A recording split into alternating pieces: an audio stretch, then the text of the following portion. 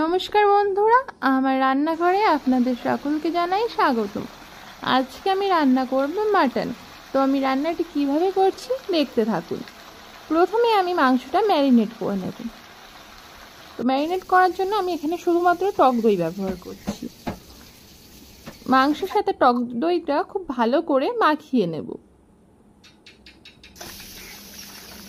এবার কড়াই গরম করে সর্ষের তেল দিয়ে দিলাম। আর আমার যে যে মশলাগুলি এখানে প্রয়োজন আমি সেগুলি সব বেটে নিয়েছি। এবার আমি আলুগুলো ভেজে নেব।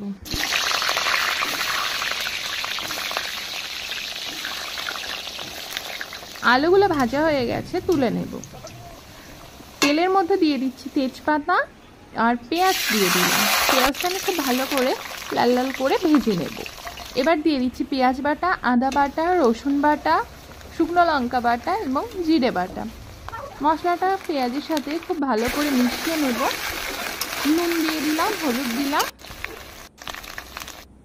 মশলাটা একটু ভেজে মশলার বাটি দিয়ে জল দিয়ে দিয়েছি। এবার মাটনটা দিয়ে দিলাম। মশলার সাথে মাটনটা ভালো করে মিশিয়ে নিচ্ছি।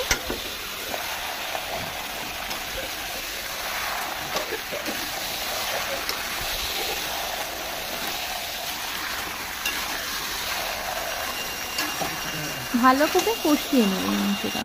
আর এদিকে আমি জল গরম দেব, তো জল গরম বসিয়ে দিয়েছি। দিয়ে দিচ্ছি কিছুটা চুই ঝাল।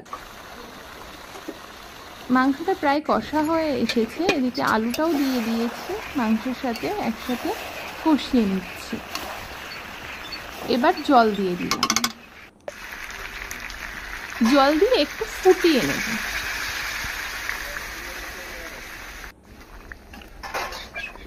মাংসটা এবার আমি প্রেসার কুকারে দিয়ে দেবো ভালো করে সেদ্ধ হওয়ার জন্য। এতে তাড়াতাড়ি সেদ্ধ হয়ে যাবে। প্রেসার কুকারে ঢেলে নিয়েছি।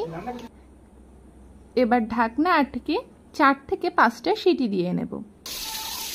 হয়ে গেছে আমার মাটন রান্না।